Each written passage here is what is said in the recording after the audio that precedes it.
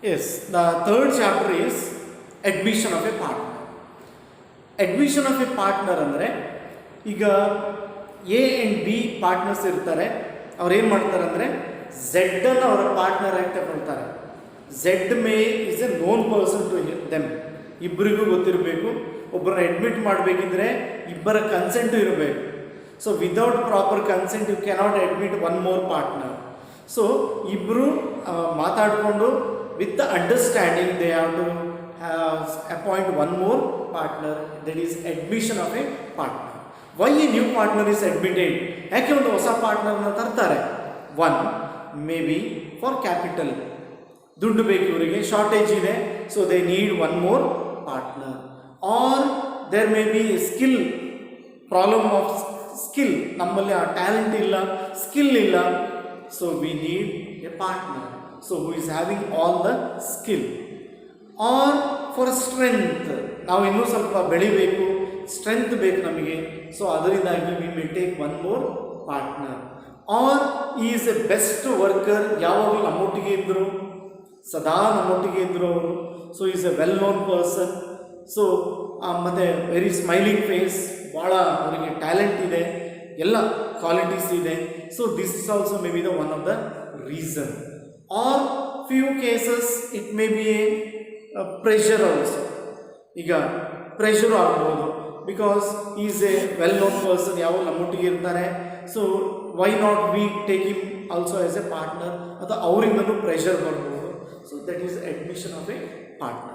So ಈ admission of a ಪಾರ್ಟ್ನರಲ್ಲಿ ನಿಮ್ಗೆ ಗೊತ್ತಿರ್ಬೋದು partner, types of partner: active partner, sleeping partner, nominal partner, partner for profits only, sub partner, ಮತ್ತು admission of a partner. ಅದಾದಮೇಲೆ partner by holding out, partner by estoppel. So ಈ ರೀತಿ minor partner, ಬೇರೆ ಬೇರೆ types of partners ಇದ್ದಾರೆ. So ಅದರಲ್ಲಿ ಒಂದಿಗೆ admission of a partner. So ಒಬ್ಬ ಪಾರ್ಟ್ನರ್ ಬರಬೇಕಿದ್ರೆ ಅವರು ಕ್ಯಾಪಿಟಲ್ ತರಬೇಕು. He has to bring capital in the form of cash. ಇನ್ನೊಂದು he has to bring good will. Good will is nothing but ನಮ್ಮ ರೆಪ್ಯುಟೇಷನ್ಗೆ ಅವರು ಒಂದು ಅಮೌಂಟನ್ನು ತರಬೇಕಾಗ್ತದೆ. ನಾವು ಬೆಳೆದಿದ್ದೇವೆ, we have grown, we have done our best, ನಾವೊಂದು ಲಾಭದಲ್ಲಿದ್ದೇವೆ. ಸೊ ಅಂಥ ಪರಿಸ್ಥಿತಿಯಲ್ಲಿ for that he has to contribute. So good ವಿಲ್ಲನ್ನು ತರಬೇಕು. ಸೊ ನಾನು ನಿಮ್ಗೆ ಹೇಳ್ತಾ ಇದ್ದೀನಿ, ಗುಡ್ ವಿಲ್ಲನ್ನು ಸ್ವೀಟ್ಸ್ ಅಂತ ತಿಳ್ಕೊಳ್ಳಿ, ಸೊ ಕನ್ಫ್ಯೂಸ್ ಆಗೋದಿಲ್ಲ. ಸೊ ಅಡ್ಮಿಷನ್ ಆಫ್ ಎ ಪಾರ್ಟ್ನರಲ್ಲಿ suppose think that I and Harish were partners and we were sharing the profit equally. ನಾನು ಹರೀಶ್ ಆಫ್ ಮಾಡ್ತಾ ಇದ್ವಿ. ಆಫ್ ಶೇರ್ ಮಾಡ್ತಿದ್ದು that is nothing but old ratio. ಮೊದಲು ನಾವು ಆಫ್ ತಿಂತಾ ಇದ್ದೀವಲ್ಲ, ಸೊ ಈಗ ಒಂದು ಇದನ್ನು we are having half. So ಈಗ ಆಫ್ ಇತ್ತಲ್ಲ, that is old ratio. So ಯಾವಾಗ we admitted Deepak as our partner, same profit, ಅಷ್ಟೇ ಪ್ರಾಫಿಟ್, ಅದು 3 ಭಾಗ ಆಗಬೇಕಾಯಿತು. So it became 3 divisions. So half ಇದ್ದಿದ್ದು ಓಲ್ಡ್ ರೇಷಿಯೋ, ಆಫ್ ಇದ್ದಿದ್ದು ಓಲ್ಡ್ ರೇಷಿಯೋ. ಯಾವಾಗ ದೀಪಕ್ ಎಂಟ್ರಿ ಕೊಟ್ಟರು, it became 1/3, 1/3, 1/3. That is new ratio. That is new ratio. 1/2 was old ratio and 1/3 is new. Which one is bigger? 1/2, no doubt. So 1/2 minus 1/3 gives you sacrifice ratio. 1/2 minus 1/3 gives you sacrifice ratio. Is it clear? So what is sacrifice ratio? The ratio sacrificed by the old partners due to the admission of a new partner.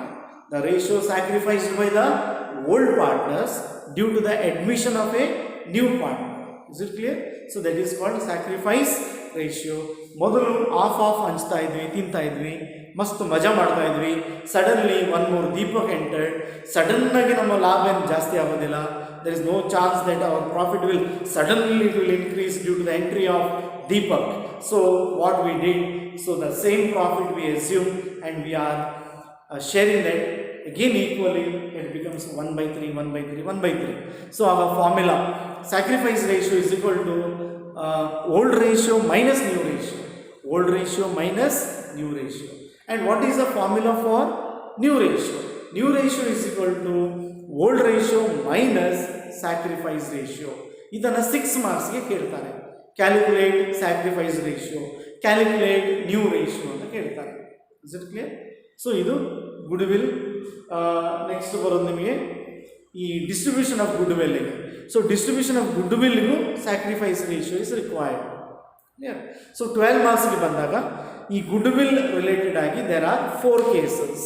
With regard to goodwill there are 4 cases. Case 1 problem ಏನಂದರೆ, case 1 ಹೇಗೆಂದರೆ goodwill brought in by the new partner and not withdrawn. ನಾನು ಹೇಳ್ತಾ ಇದ್ದೆ, sweets ತಂದಿದ್ದಾರೆ ದೀಪಕ್, ಆದರೆ ನಾನು ಮತ್ತು ಹರೀಶ್ ಮುಟ್ಲಿಲ್ಲ, ತಿನ್ನಲಿಲ್ಲ, ನಮ್ಮ ಕೈ ಕೊಟ್ಟಿದ್ದಾರೆ, ಡಿಸ್ಟ್ರಿಬ್ಯೂಟೆಡ್. ಅದಕ್ಕೆ 3 ಜರ್ನಲ್ ಎಂಟ್ರಿ ಬರೋದಿಲ್ಲ, 2 ಜರ್ನಲ್ ಎಂಟ್ರಿ ಬರೋದು. 1 is cash or bank to goodwill, cash or bank to goodwill. Second, goodwill account debited to old partners, ಅಂದರೆ ಕೈಗೆ ಕೊಡೋದು good will. Is it clear? So this is the case 1. ಇದರ problems ಆಗಿದೆ, we have done.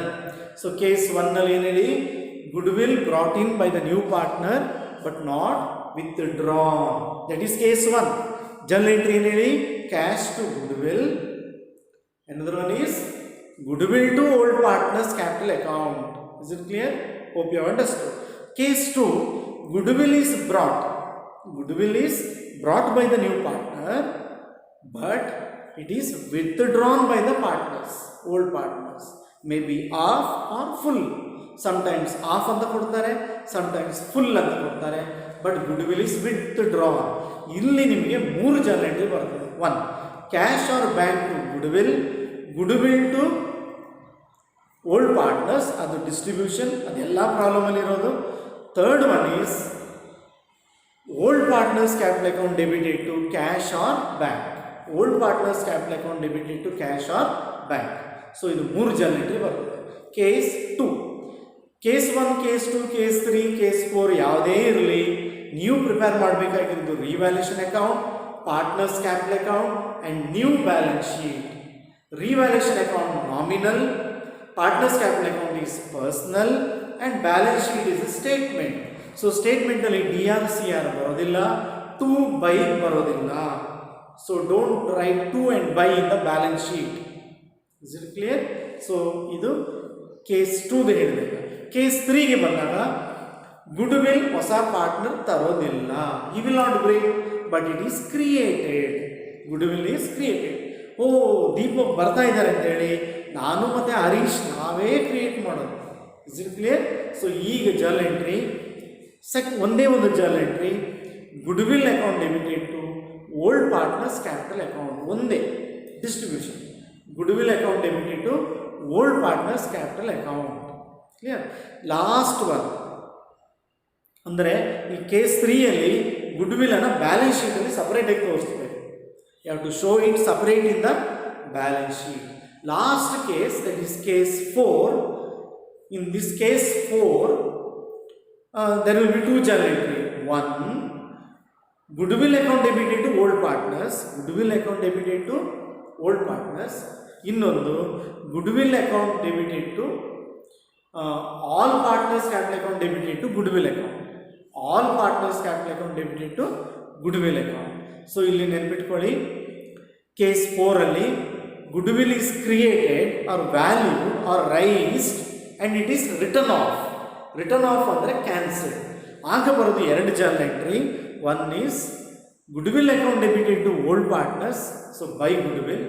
Another one is all partners capital account debited to goodwill as per new ratio. This distribution should be done or write off should be done as per new ratio. Is it clear?